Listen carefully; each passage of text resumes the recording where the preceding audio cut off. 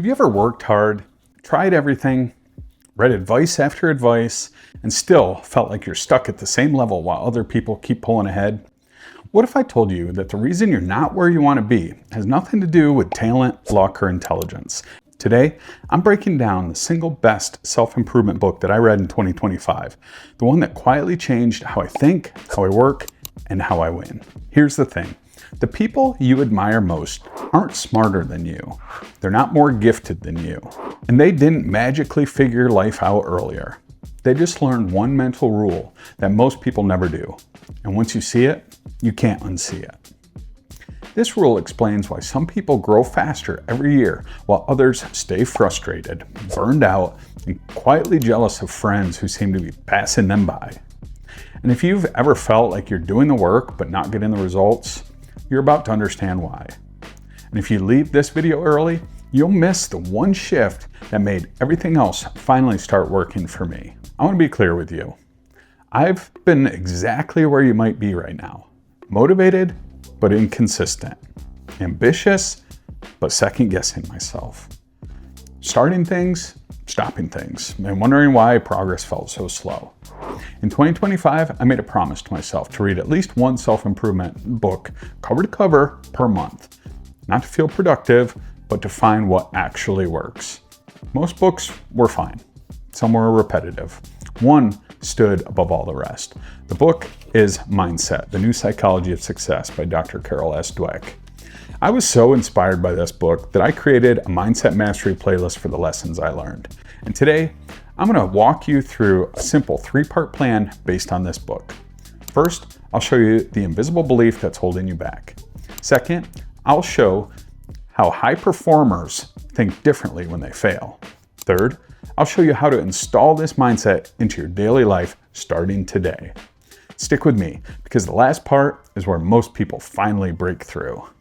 Why most self-improvement fails.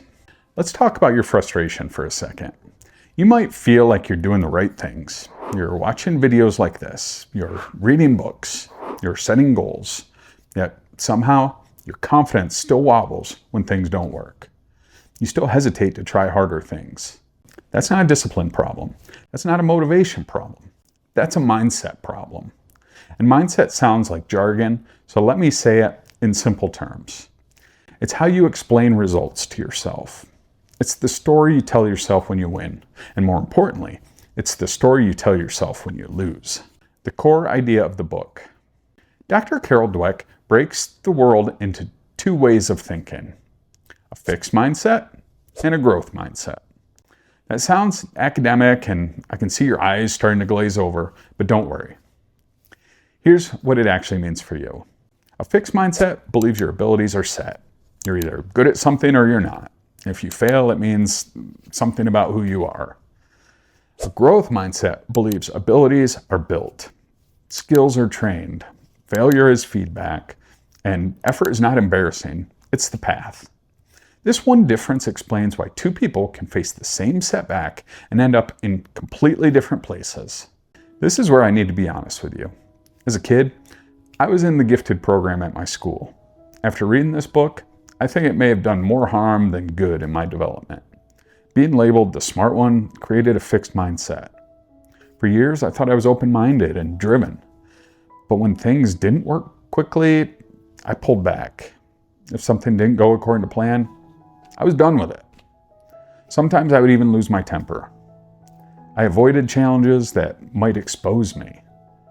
Whether it was taking on a new project in school, or later in life at work, or public speaking as the chairman at my church, or singing in front of people with my bluegrass band, I used to shy away from challenges that pushed me outside of my comfort zone. In reality, I was protecting my ego. Reading Mindset forced me to see that, and that was uncomfortable. But it was also freeing. You see, things don't always go according to plan. That's life. Now I'm equipped to deal with those setbacks. The pain you're probably feeling. You might feel pressure to prove yourself. You might feel like you can't afford to look stupid. You might quit earlier than you admit. You might compare yourself constantly. And when you see someone else win, part of you wonders what they have that you don't. That's not because you're a bad person. It's because a fixed mindset makes success look scarce. Like there's only so much to go around. A growth mindset flips that completely. The moment that changed everything. Here's the sentence from the book that hit me hardest. It's a saying from the 1960s that went, "Becoming is better than being." Let that sink in. Most people want to be smart, to be successful, to be admired.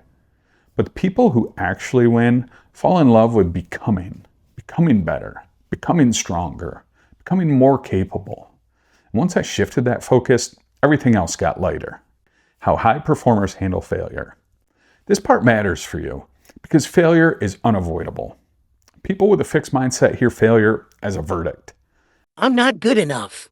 I don't have it. I should stop. People with a growth mindset hear failure as information. What worked? What didn't? What can I try next? Same failure, completely different outcome. After reading this book, I started tracking effort instead of results. Take this YouTube channel, for example. I've been creating videos regularly for just over a year. Honestly, it can be a little discouraging at times to think about the time and effort that I put into each video that sometimes only results in a handful of views. However, I'm motivated by knowing that my videos could be making a real change and a lasting change in someone's life. Rather than focusing attention on views, subscribers, or progress toward monetization, I focus on what is under my control: consistency and continuous improvement. I stopped asking if I was winning. I started asking if I was learning. I recently went back and watched some of my early videos. Not gonna lie, they were pretty cringy. I thought about taking the videos down, but I like keeping them there as a reminder of how far I've grown as a content creator in a year. That single shift from winning to learning helped me stay consistent when motivation faded. And consistency is where results are actually born. If this is already clicking for you, help me out. Like this video so it reaches someone who needs it. Comment the word growth if you're committing to this mindset. Subscribe to Building Success if you want practical ideas that you can actually use. All right, back to it. The 3-step plan you can use today. Step 1, catch your self-talk. When you mess up, listen to the story you tell yourself. That's where change begins. Step 2, add the word yet. I can't do this yet. That single word keeps the door open. Step 3, chase challenges, not praise. Praise feels good. Challenges make you grow. This is the order that matters. Let me tell you why this book beat the other 14 books that I read in 2025. Most self-improvement books tell you what to do. This one changes how you think. And when thinking changes, behavior follows naturally. You don't need hype. You need a framework. And that's why this book resonated with me. Remember the belief I mentioned at the start? The one silently holding you back? It's the belief that who you are today defines what you can become. That belief is wrong, and once you drop it, growth accelerates. My name is Stephen Kofer. Thanks for stopping by.